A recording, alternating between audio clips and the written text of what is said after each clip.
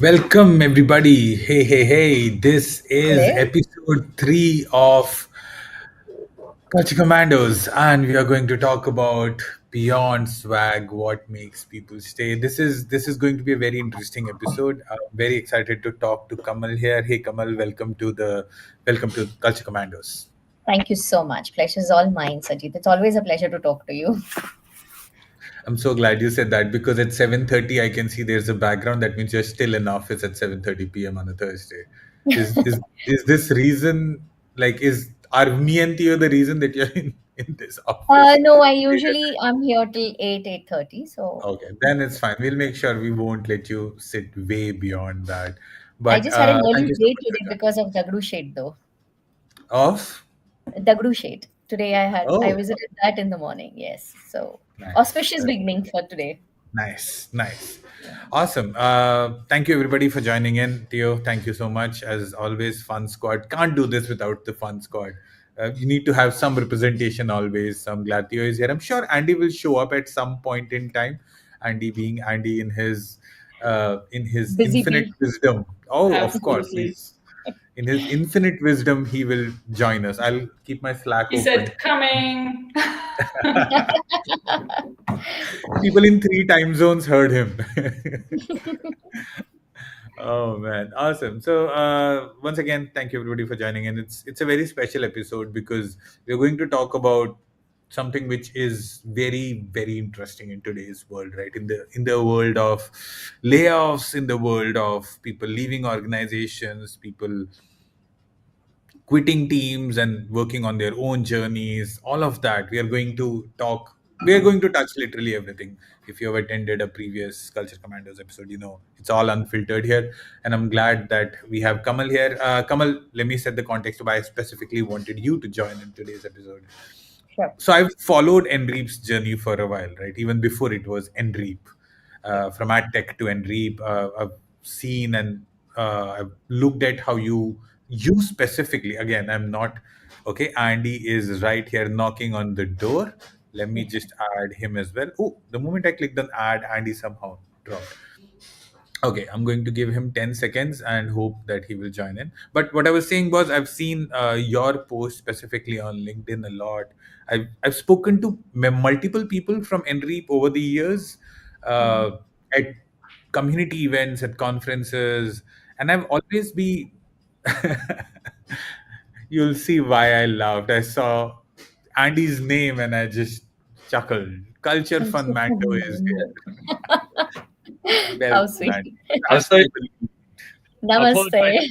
Namaste. Namaste. I How apologize for come you saying never say like, namaste to me, man? Am I not Indian enough for you? Do I need to get like my ethnic dress on for you I to?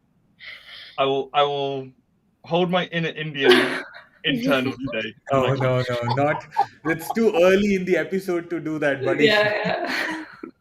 I'll save it. I'll do it when I'm in India next time. That's a good one. Yeah, yeah. Instagram live. Let's do that. Cool. We got away. We got away last time, so We got away last time. I don't know, Kamal, if you saw. There were some impressions being done last time. Not impressions. Oh, Not impressions. oh. No cultural appropriation. I turned Indian. Right? How So sweet. So it's Andy Barker Singh from now on. We there just we go. question you right here. Pani Santa Puri Pinta. Master. Yeah, yeah, awesome. But yeah, thanks for joining, buddy. I was just setting the context, saying that why I specifically wanted Kamal to be in this episode because I've seen Enreep's journey when it moved on from AdTech to Enreep, and I've specifically looked at how Kamal, who leads a team of specialized Atlassian evangelists at Enreep, and like speaks a lot at multiple places about how important it is to take care of their employees as team members. I've had conversations with Kamal at team and at other places where she told me in the past, and again, Kamal has no idea I'm going to say this. She said this to me, how much she appreciates people working from office and how they've built a culture around that. So I'm very excited to unpack all of that today. We've got a We've got a big amount of questions for Kamal and Theo and Culture Commando here, so let's just begin. Awesome. Uh, we're going to follow the same routine. We are going to talk a little bit about some of the topics. Then we are going to look at this month in history, my favorite memes, recon. We are going to look at a couple of memes, and then we'll just close it out by announcing our officially next episode, which is going to be, I think, sometime in September. Towards the end of September, we'll see. But let's dive right in, right? So quick introduction, why I wanted to talk about this topic specifically is because over the career of 15 years, I've moved across four organizations. Three. This is my fourth. And beanbags, free coffees were never what made me stay. And if you look at my career journey, I've always stayed long at organizations, except one organization where I had left like one and a half, and that was the shortest. Otherwise, four, six is my journey of all this time. So for me personally, it matters a lot how the organization treats its employee. And over a period of time, from being treated, I got to a place where I was the one responsible for treating others, right? So I don't know if you realize it or not, but you suddenly have personally for me, it suddenly was a shift when I realized, oh, I am not going to experience culture until I implement a culture in my own team. And that was a significant change in the way I behaved and spoke to people in my team. So rather than just with a hoodie and rather than just a coffee mug, what makes people click on apply on LinkedIn? What makes people stay longer in an organization, and what makes people leave, right? Those are the kind of conversations that I want to have. And we'll deep dive with some generic stuff, some very specific stuff, and look at everything else in between as well. All right, I'll open the forum and look out if Theo, Culture Mando, or Kamal has anything to add to this before we begin. Or maybe I'll be specific and I'll say, maybe Kamal, we could maybe have an opening remark from you. What do you think about it? So I think since I've been in HR for some time now, the kind of and the generation is getting younger and younger who are joining the thing, and there's a bridge which starts creating where you have to get into the lingo to understand them, what their requirements are, and cater to that particular need, because nowadays people don't just apply on the job because it's available. They also apply because they wish to have some challenging thing in their life, and you need to really figure out what is it that they want and cater to that, and that's how you attract the new people now. Okay. And Nice. they don't just look at the thing, they'll go to every source. They'll talk to people around, they'll go to all kinds of website or Naukri or anywhere where they can read about the company, read how people are, and then decide yes or no to a company. So they've become very choosy. Interesting. Uh, all right, so let's start with that. How do you make sure that an organization is lucrative enough for a new talent to come in? And you very accurately mentioned, because the workforce is getting younger and younger, right? So but you still have to look forward to working with people in 40s and 50s or even 30s or 20s. So when you look at a team which has such a diverse age group of, you have got your Gen Z, your millennials, and just all these mixed type of experience coming into the picture, how do you handle that? And let me before I ask Kamal for her own experience, let me also ask Theo and Andy what their experience has been working with, and Andy now works with his own company. So how do you make Theo stay, apart from the fact that she's a friend?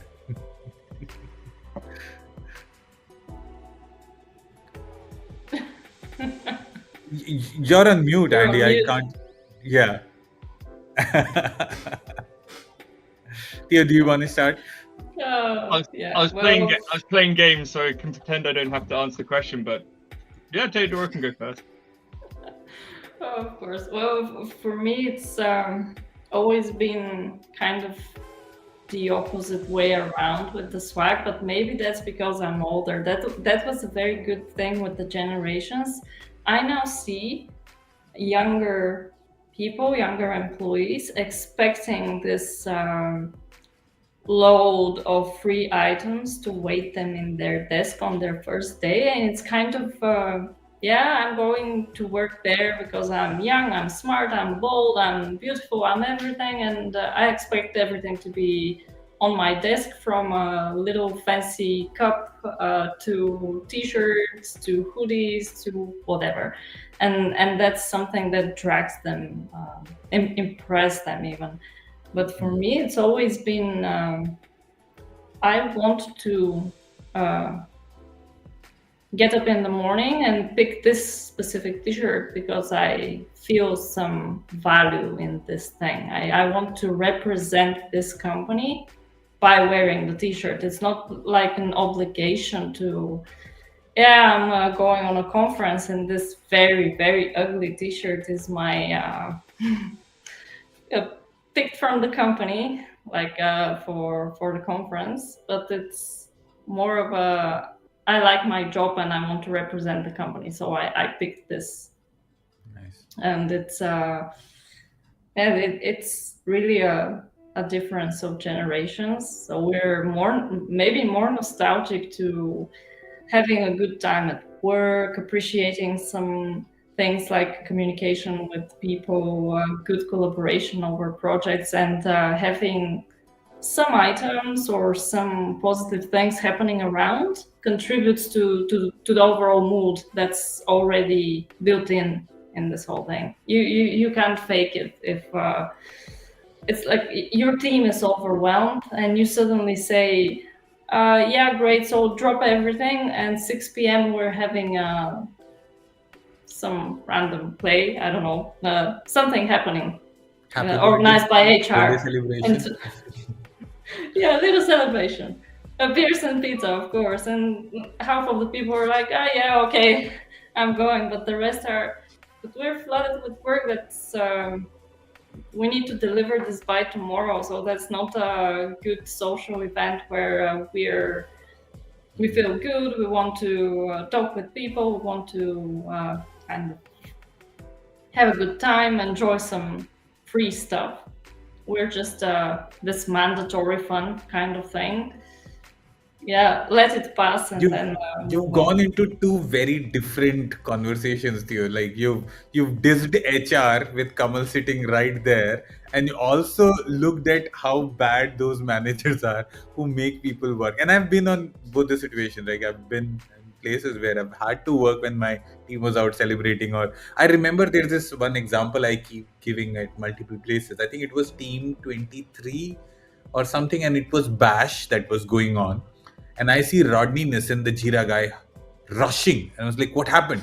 And he says, there's a P1, I have to go. Right? And that memory is a very strong memory in my head, because I've seen like it for people who feel very connected to the responsibility that they have.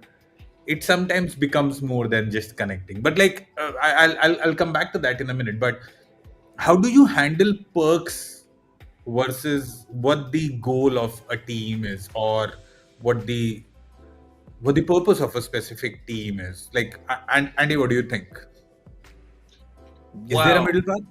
This is what you get when you invite a legend like Camille into such a webinar, because we now have three very different topics going on. Yeah. Huge. Like we talk Culture Commandos. We are now on the front line of all things like, okay, just what is employee satisfaction? How do you excite them, right? And yeah.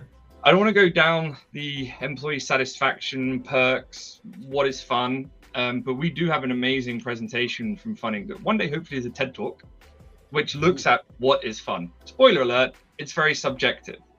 Teo mentioned it on the like the beers and pizza joke. I have laughed at so many beers and pizza memes on TikTok or Instagram, right? When management's like, how do we motivate people? Oh, here's beers and pizzas. But the fun part of that is, fun is subjective. There are people who want to work in the office 5 days a week. They want to get to Friday and at 3 or 4 p.m. have their free beer, have their pizzas, like an immediate reward, like thanks company, whatever, we're now chilling, whatever, etc., etc. There are others who hate that. That's the only thing I will say on just general perks, rewards, recognition, because it's such a huge topic away from what we're talking about today with swags and stuff. What I would love to add to what the others have already said is, a long time ago, I had a huge rant on LinkedIn with an article that's archived now. Maybe I'll redux it and release it as a follow-up to this, but it was talking about day one desk photos. Do we all remember about 10 years ago? LinkedIn was full of everyone like day one at this company, love it. And there's the brand new notebook, the pen, the laptop. It was always an Apple MacBook, big screen, cup, da da da da. I mean, I can guarantee you that if I had kept a note of all of those people who had done them, they're all laid off now. Like in the last 5 years, they were all working for those classic companies owned by PEs or heavy amounts of VCs and stuff, right? And they're all gone. They've all left those companies because culturally, day one desk does not keep employees there. You can throw hoodies at them. You can throw fancy laptops and stuff. Literally 2 weeks ago. And I made sure, like, I wrote it down. It's been on my desk for 2 weeks. My wife and I were talking about, remember 15 years ago in Holland, everyone was getting brand new MacBooks. That was like a reason to go work for a company, was getting off Windows systems, and you go work for a company that has a MacBook, and it's all startups, and it's all, oh, look at us, so cool, open plan offices and work from home, and look at me in my MacBook. And that's also died. You know, like what triggers, I have always been someone, the day one desk rant on that LinkedIn article was triggered because I've never chosen a company for the swags and stuff. It's like, that's a good job. I believe that that's what I want to go work at. And none of these companies are offering swag, pretty much, right? Constantly. And it's like, yeah, you can give me a cool hoodie and you can give me this and that and whatever, but I just want to do a good job. I want to be but I feel, Andy, but like, do you feel, and Kamal, please feel free to pitch in anytime you feel. Do you feel it's like the standard? It's nothing like, I know organizations who say, "Oh, we don't do this because everybody does it." But for newer generation, the specific Gen Alpha or Gen Z, when they come into the workforce, it's like an induction kind of a thing. It does not make them stay, but is a welcome introduction for them. I'm not denying swag. I'm saying it has become an industry standard. It's not even a perk anymore. I feel like it's, people might portray it as perk, but it's not. It's still the culture and a bunch of other things that will make somebody stay. And that's where I will pick the next question, because these perks are not connected to belongings and the entire aspect of feeling safe at work, because layoffs, right? And you don't control those things. So how do you build a culture where you can actually, beyond the swag, talk about somebody feeling belonging with an organization or connected with the organization goals?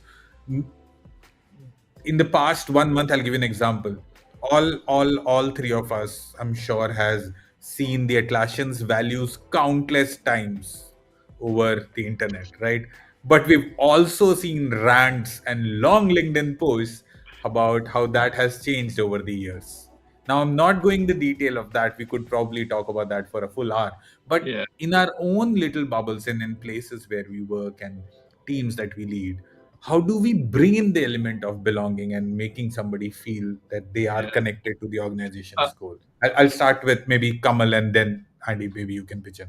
Well, I have a very short story and then hand over properly to Kamal, who can talk better about it than me. So one thing I did do, like, I ranted a lot about day one desks a long time ago, but about 5 years ago, there was a new front-end developer coming into the front-end team, and 3 of my projects would have them come in as a matrix. By chance, their desk was next to mine, and it was a lady coming into a very heavy sausage fest of a company. And I remember saying to her team lead, "Have you got anything nice for her on day one?" And this and that. And like, yeah, work. I was like, oh my God. And we just recently had some sort of party. There was chocolates left over. One of the UI people had these cool artworks that they were working on for the company. So I just put like, "Welcome to the team," printed it off, put it on the desk. There was some chocolate. The office manager was out that week, so I knew that the office, like, it wasn't special swag, but the office manager always liked to give a notebook and a pen and just make sure that like they were Yeah. feeling comfortable. So I had that stuff on there as well. And I remember 2 months in, this front end developer asked for a one-on-one with me because one of the projects wasn't going well. And we talked about the project and sorted those problems out.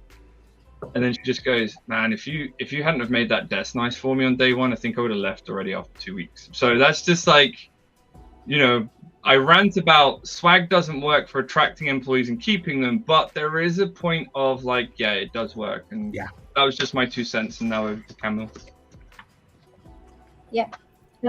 So as you rightly said, Sajid, all this is glitz and glamour, all the swags and everything that you get on the day one and everything. It's all glitzy, it's all glamoury. It's like a honeymoon period, it lasts for a few days. The happiness which you get when you receive them, it lasts for a few days. But what really lasts longer is a sense of belongingness which you can get when you're working in an organization, the sense of inclusion, and a sense of psychological safety. These are all very heavy words. I understand that, but it's also the fact that when you feel that you're getting valued, whatever work that you're doing is getting appreciated, it's getting accepted, your opinions matter, no matter what designation you come at. So especially if the newest member gets a open forum to express what they feel or suggest changes, and they are, if not immediately implemented, at least heard, accepted, and given an opportunity, that sense of psychological safety gives them that harness to continue working and That's true. coming back the next day to add on more to the whole thing. And I And believe the main reason for people to leave is if they feel that they are not being invested on. And when I say invested on, it does not just mean, again, giving some cool swags. It's more on their career growth, it's more on their learning, it's more in their development.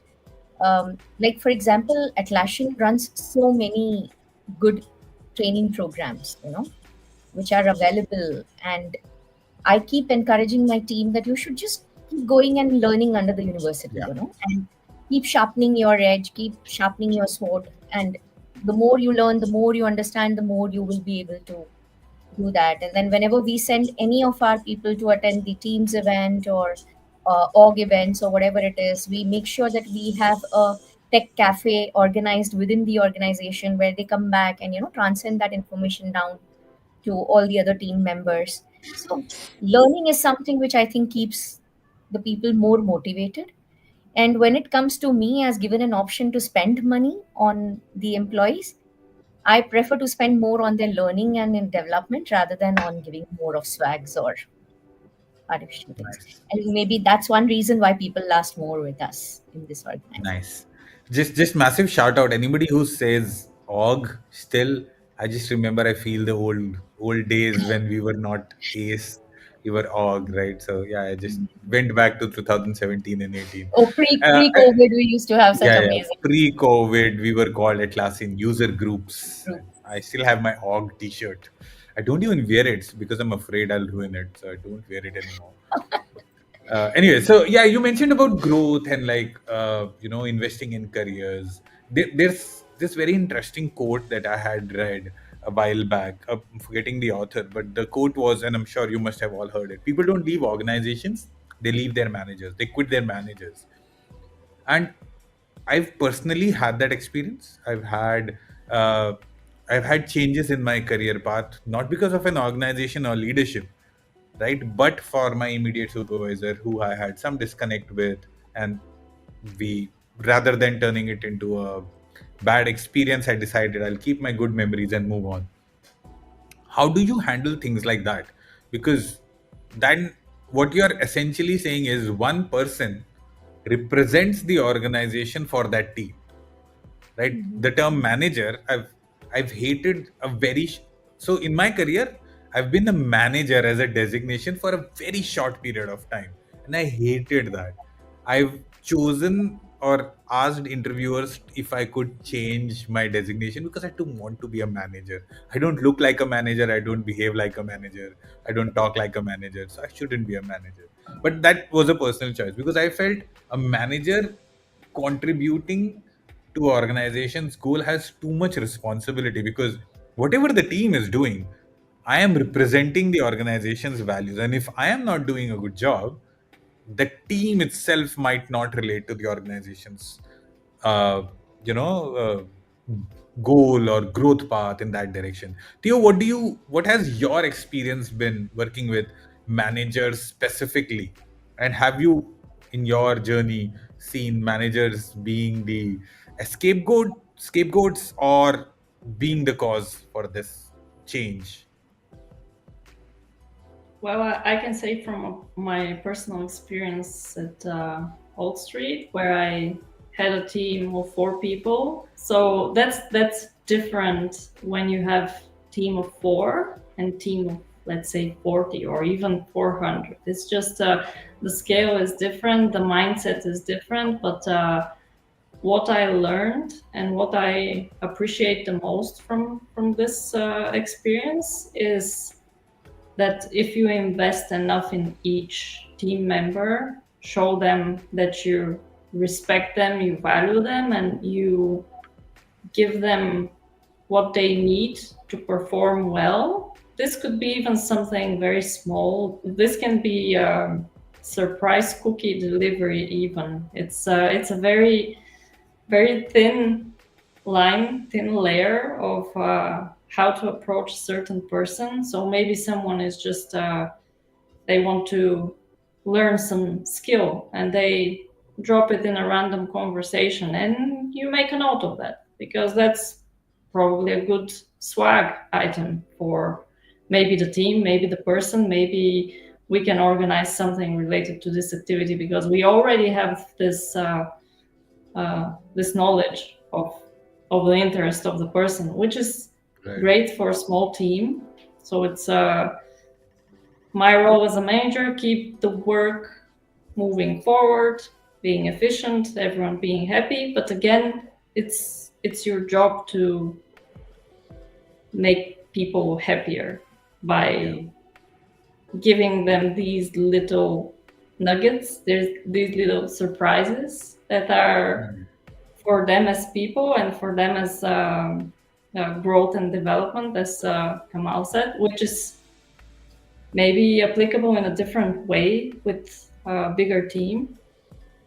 But I think that's very hard to realize as a person, as a manager, as a even big company. You if you have a 400 people team, how could you even care? Get all the knowledge from 400 people. It's just very hard, and you should I don't know, maybe scale appropriately idea that you've heard somewhere about a team activity or a learning curve or something. But it's definitely the type of major role that no one speaks about, and we don't really debate much on that. So your responsibility as a manager is move the work forward. That's it. So it's HR's problem to keep the people happy, and sometimes Is it people though? don't realize Is that it both things HR's? overlap. I mean, like again, you brought me to that line where I was sure we will at some point in this conversation come there. The role of HR in making people stay, and like Kamal, I'm sorry, you're the Thankless job. person we will all. Yeah. You have a very thankless job. I'm 100% agreeing. You have a very thankless job because I'll. Okay, so all my company's HRs probably have always hated me because I'll always like, I'm sorry, Vinolia, if you ever see this, who's my HR, and Rahul, if you ever see this, my current Trundle's HR leads, and Alekia, because it is first, yes, no doubt, it's a very thankless job, but it's a job, Yeah. right? Like when HR does something, it's not like, for example, if I buy a cake for my team, it's not my job. I buy a cake for somebody's birthday because I care about them. Even though Yeah. I'm sitting in Delhi, I do that. But it's HR's job to take care of people. So if you're just doing that, how does that make sense, right? And why is the praise for that? So like if I make a good app or if my coder writes a good code, that's just the job, right? So first, how do you fight that angst, or is that fight justified? And second question would be like, how how realistic is it for just to say that, hey, it's HR's job to take care of people, rather than have that burden on everybody in the leadership to drive a culture which takes care of the people who are working with you? I think the turnover would really reduce drastically the day all the managers understand this fact that it's not only HR's job to keep an employee happy. Right. The onus lies on them as well, from both the management side as well as from the employee side. So, manager, yes, is a very strange word. Yeah. And you can't manage things unless you are into it, the skin in the game, what we call. Hmm. Right. And it's not just HR's responsibility to bring a smile on their face. They cannot just say, okay, Friday 4 p.m., be there or be square, and we'll I, give you I free I pizzas, remember we'll give what you you just said, right? Mandatory fun. It's mandatory. mandatory fun. You have to be there. And then Have at the to. same time, the manager makes sure he calls for a meeting, just 10 minutes prior, that, oh, there's an important agenda that needs a complete attention and we need to do it right now. And then the employee is like, okay, you want me to have fun, but you want me to work, so Yeah. decide what you want. Yeah. So there are times when we've done some activities, and there are people who are inside in the conference room doing calls, and they keep turning around and they're listening to Yeah. all Oh the my God. cheers Yeah. and the happiness outside, and thinking, oh my god, when am I going to get my samosa, or uh, something like that. Yeah. So how can you expect them to be productive then? And So what's so the that answer? How do you fix it? Can you fix it? um, again, can't fix it, because it's still that fact, that it's HR's job to keep employees happy. Mhm. So we can't So, fix it alone. so are you saying until everybody realizes it's not HR's job, it won't be fixed? Absolutely. Skin in the game, as I said. I have a great answer. Unpopular opinion. It's the employee's responsibility and accountability. Hmm. So what I've noticed for HRs, and then especially in the large corporates, 16,000, 20,000, when I've been working for those companies, people see HR as like, they're there for me. No, you're there for yourself. And I feel like HR gets a lot of hate, in particular when there's a problem between employee and manager, a lot. Yeah. Or employee and co-worker or whatever. And suddenly HR gets forced into this role as the expectation of that employee or the people involved. They have to become an arbitrator, as if it's some sort of legal case. Oh, my manager's an asshole, like da da da. Okay, what do you expect us to do about it? Well, you're HR. You're there for my happiness. And it's like, well, that's not really how it works, right? And one thing I loved, you said, Sajid, earlier, before you asked Camille a core question, you said people don't need companies, they often need their manager. How do you fix that? Constant feedback, guys. I've mentioned feedback every Culture Commando session so far. Feedback, feedback, feedback. Communicate. The root of all evil is money. The root of all problems is communication. So the moment I've gone to HR loads in my 20s, like, oh, that manager's an idiot, or this person is that, and it never fixed anything, right? Yeah. But the moment I start, and it's very difficult, it's hard to have that kind of communication. The moment I'm going to that manager directly and bringing my problems to them, and even if they're the problem, it completely changes the whole dynamic. If a senior leadership member or some director or whatever, anyone who has teams below them, wants to enact change that goes beyond swag, that's what we're talking about today, beyond swag, just get people communicating. I know someone who has to remain nameless, obviously, had a team of 82 people, and I'm going, how the hell do you motivate, manage them? If you do one-on-one calls with them, which you should do, in my opinion, like anyone with a team of 5 to 15 people, you need constant one-on-ones, whether weekly, for very quick catch-ups, or every 2 weeks, and then very formal. Good calls recorded or in a meeting with meeting notes. But when they told me they had a staff of 82, I was like, did you do anything but put out fires all day? And they go, I didn't even have time to put out fires. I was just going from one call to the next, being shouted at. It was even my team complaining. And then they saw an opportunity for a different job. They took the job and they went down to 16, and suddenly very manageable. So look at like how often, if a manager is listening to this right now, how often do you get that one-on-one time with your staff? Like that's it. I'm very I black think and white on that subject of feedback and communication. That's it. I Like, think as HR, that's what one thing is which we do differently, especially because we have half force coming in, half hybrid. At least the people who are here, it's easier for us to, just meet them near the coffee table and ask them how are things, what's happening, and stuff like that.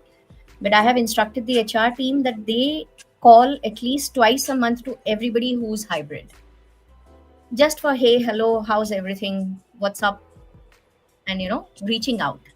And I think that makes a lot of difference, for sure. I'll throw a curveball here, Kamal, because again, this is my personal experience. Like in the past, I've had issues with my HRs in my previous organizations because for me, HR again, as I said, it's HR's job to stay, to make the employees stay, right? It's not Connected, right. yeah. It's their job because if an organized like my HR business partners numbers show that I am a number, that I'm attrition is a number, Yeah. right? So for that I've always had some issues again, and that can be my rebel self. But like there was one HR in my organization, in one of the organizations that I worked, who was very open and frank enough to have a conversation with me over a beer, right? And that's when the boundaries broke a little. And that person said to me that while it is a job, you do care about some people, right? And that's when my perspective also started to change. But the keyword that that person used, I'm trying very hard to not use a gender so I don't out that person, by the way. So what that person did was use the word some. So they cared about some people, and luckily, Mm-hmm. in that organization, I was part of that some group. Some people. So, Yeah. in that organization, I did feel connected to the HR, and I connected and I said, all right, yeah, like, it's working out. But in today's world, if I look at it today, right? So, I've been working remotely for the past 6 years. 2020, pre COVID, I started working, or like late 2019, I started working remote. 25, still working remote. And I realized the world would be very different if I was in that journey or that phase of my career now. I think I would Mhm. hate HR way more today than what I understand HR's plight as well. So, in the remote and hybrid environment, how does it work? Does it become worse first? Like, is it tougher for organizations to make people stay motivated because you're not physically there? Like, I know one of a colleague of mine who shared with me a while back saying that their organization were giving were giving mental health days, Yeah. which I thought was a great initiative. But the sad part was she mentioned this to me 2 days after that person had told me that her manager screamed at her so hard that she had to take a mental health day. So if you don't scream at your employees, you don't need a mental health day, is what I'm trying to say again. So is it tougher? Is it weird to work in an environment where it's much more remote and hybrid, and this flexibility, is it bringing more chaos than concerns?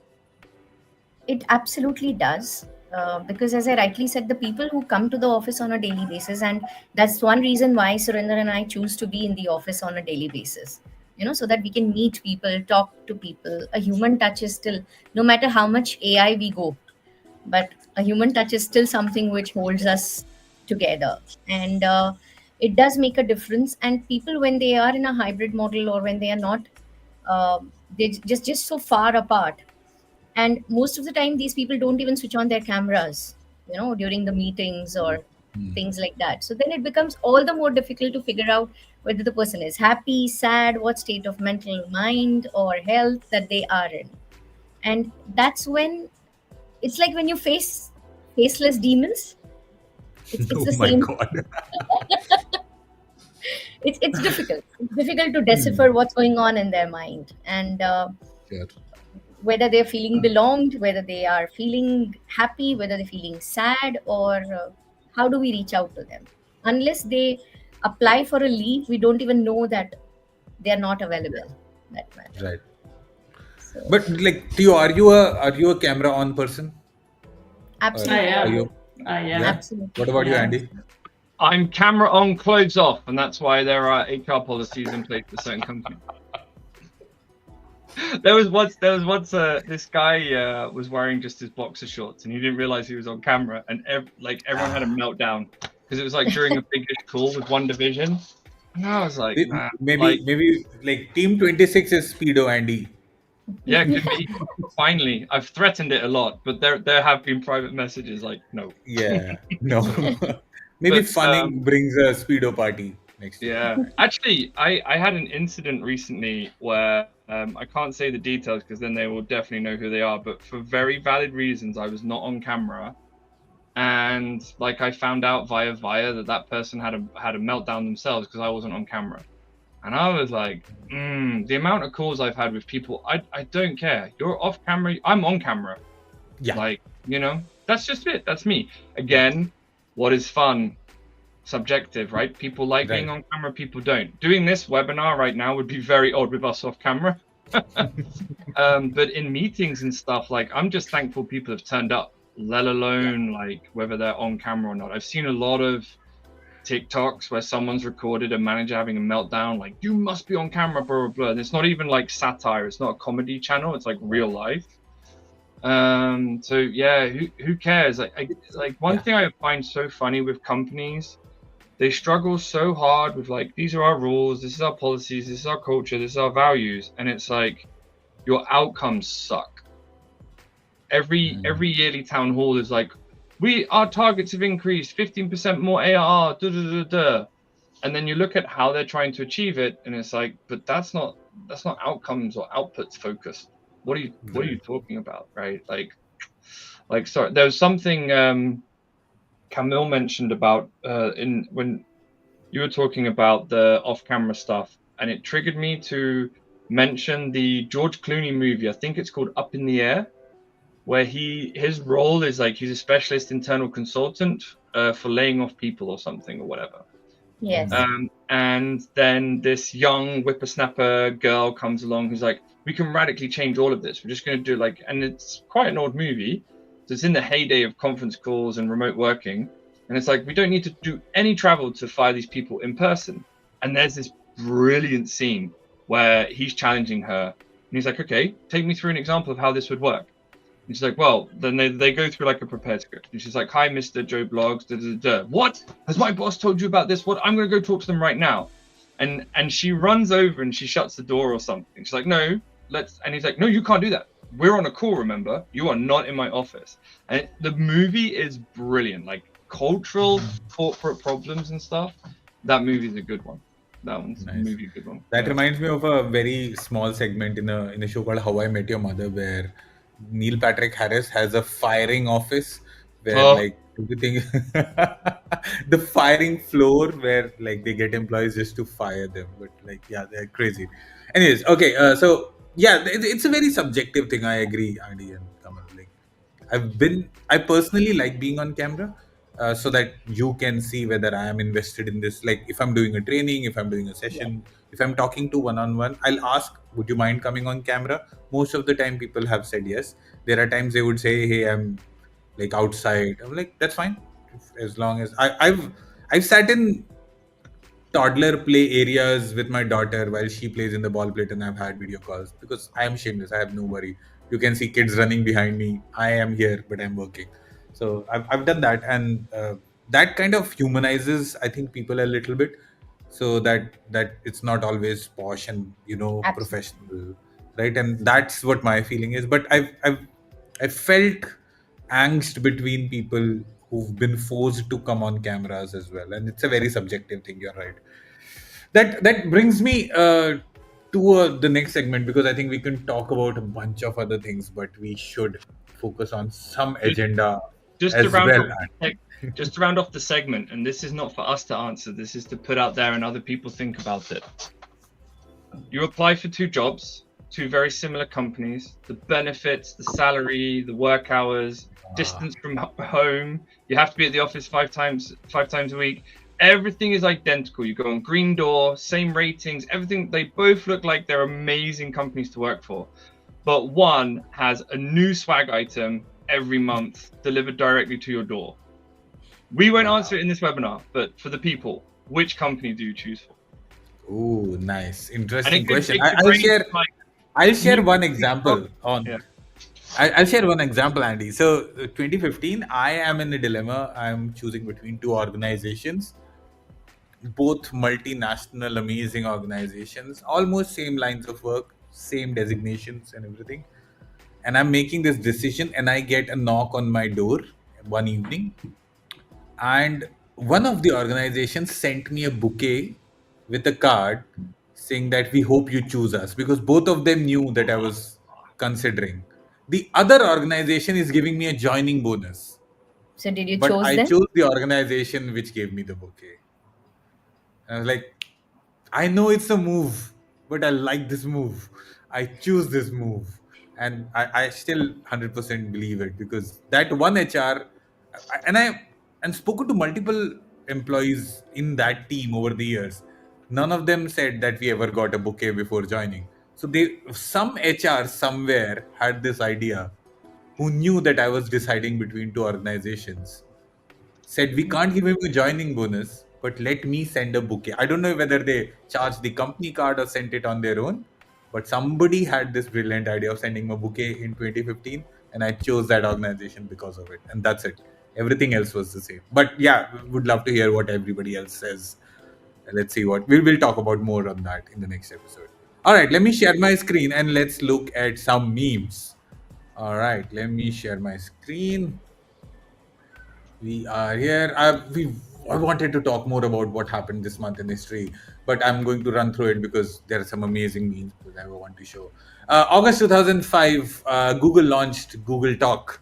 I think a big milestone in terms of culture and how it brought companies together, people together. I remember my uh, first Gmail ID, which was an invite only at that point in time, if you guys remember.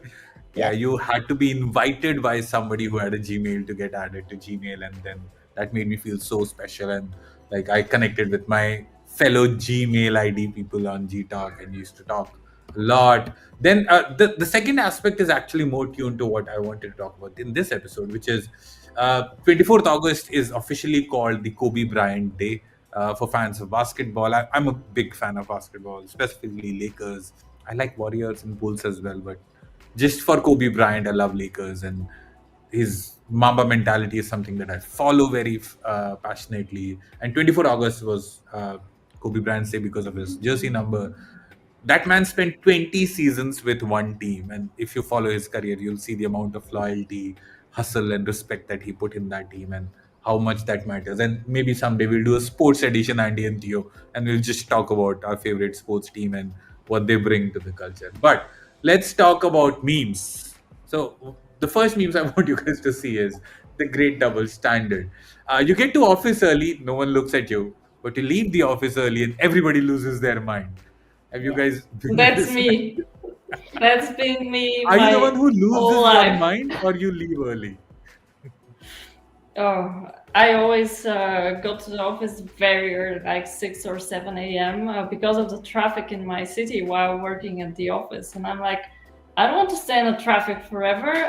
Can I just come at 6, 7, whatever, but then be home by 3 or 4? So again, missing traffic and do all the life stuff that I can't do in the morning. And usually my employers feel very good about it. So I'm productive. No worries. But I my like how you said usual. coworkers, man, wow. All the people that are coming 10, 11 in the office, spending some time, chit chat, coffee, and then I'm 3 or 4 p.m. Bye guys, have a nice life in the office. Like, what the hell is I going can on here? I can hear those employees chatter right now. Where does she get to go, buddy? But yeah, Yeah, that's a why? thing, right? Like, I mean, organizations It is. struggle with this, and like I've had my managers explain to my teammates, because I've done the exact same thing. I used to go very early in one of the organizations to office because I had a hidden agenda, because they had a really nice gym. So I used to work out in the office, dress, and then get to my seat by 7:30, and then start working, and but leave early as well. And I've been asked that question, and my teams have that as well. What do you think, Kamal? Like, is that something that you see organizations changing with remote coming into picture? Is this meme even real as it Uh, was it 10 years ago? it doesn't mean much now, at least with the hybrid mode, because when do you start and when do you end? In fact, I believe the people who work hybrid, they work longer hours at Mm, times. true. They end Sad, up true. working, in fact, longer. Yeah. And this has happened to me when I was working. Uh, Right. Yeah, and I I made feel the point that yeah, it pre should never happen. 2015 this was so real. I don't think Yeah. this is as real of a meme if there is any No. Gen Z who's watching at this. Like, yeah, what So does that yeah, mean? it happened to me, and as when I was growing in the industry, I felt, yeah, I'll make sure I never do this to any of my colleagues, at least when I have Nice. my own company. So yeah, I try to make it a point not to follow it. Nice. All right, let me look at the next one. One of my favorite shows of last year, Severance. Have you seen any of you seen Severance? No. No, oh my gosh, you No. have to check out Severance. It's a crazy show.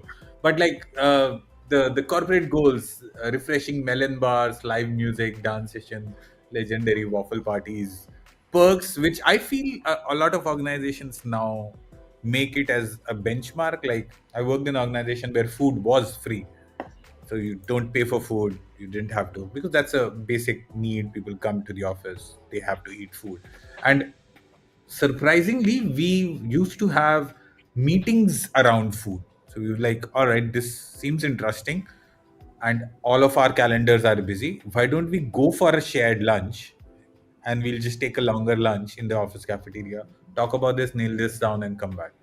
And then we would pick people up from different teams, go to lunch, sort specific stuff out, and bring that back to our teams. But uh, I've known organizations I've seen job descriptions where this was mentioned. Somebody sent a screenshot to me once where it was mentioned, we offer free food on their It's on a their job description. yeah. That, yeah, is what There it are said. there's certain companies in the world, and I haven't. No one's told me they've done this for a long time, but I knew someone 2016. Their company had the gym. Like there was an external gym, but it was downstairs. That had showers. The company itself had showers because it's Holland. They love people cycling in and out. There was food provided, and there's like snack bar. There's like these little snacky bar, like protein bar things, and coffee and da da da. And one person was just at the office almost 24/7, showering, eating, living, like, and then had the worst apartment ever, like in terms of rent and stuff. And why not, right? Like, if a company offers that and the job's good and the pay's nice, yeah, the average family of four in Holland, I think I saw stats, was like 300 euros a week Wow. on food, like just regular stuff, nothing special, no fancy extra treats and whatnot, like, but just to survive. And it's like, if you're an individual, you have to pay money for weekly food. Yeah, like, why not, Nice. right? I'm not gonna lie, hands up, every time I go visit a company like Atlassian and I go into their like public eating area, there's always popcorn and free snacks, and I'm like, bag, walk out, wave at security, like, bye, so that's me covered for the next week. Thanks, Atlassian. Oh my goodness, nice. Let's quickly look at the next one. So another one of my all-time favorite shows, The Office, where Dwight says, yes, I'm all about loyalty, but I feel if there is somewhere else where they value loyalty more, I'm going wherever they value loyalty the most. So loyalty, it's a very tricky topic, right? I feel like we could again talk about loyalty for a whole hour, about how it is a two-way street, how organizations need to value, be loyal to employees, and employees are then in turn loyal to the organizations. But I feel like both the sides always wants the other to do more. So the employees want the organizations to do more, the organization wants the employees to do more when it comes to loyalty, and that's where the barrier breaks down. Nobody stays loyal to their each other, and that causes a lot of confusion over the years. Yeah, what has your experience been, guys? But there's a question. How do you approach this term loyalty? So, are you a person who is 30 years in the company, staying on the same position with the same skill set, and they're definitely loyal to the company, but it's driving either nowhere. So it's like the person is not scaling. The company has this base skill set, and basically this person is just driving something from A to B, but in a straight line. So where's the improvement here? What's loyalty when you look at it from this perspective? Are you loyal just as being there for 30 years on the same level with the same goals or the lack of goals, and insisting on the company being loyal to you? Or that's a different, or we search for a different term for this word? Very insightful, Theo. I remember this was a joke, inside joke that we used to have in one of the organizations that I worked, where anybody who crossed 10 years with that organization was called a furniture.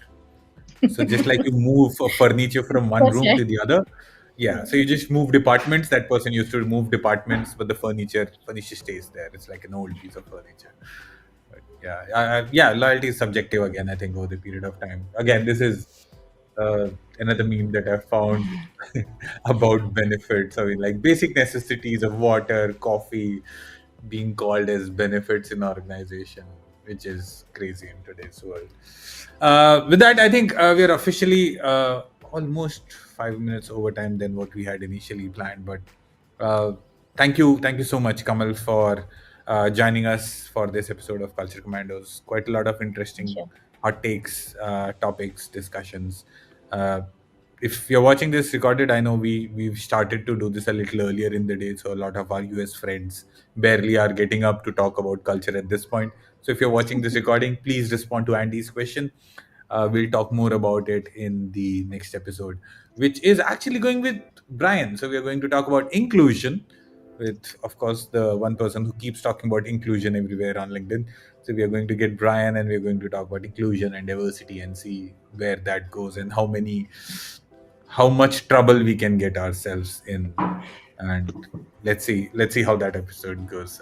With that, I'll officially finish today's conversation.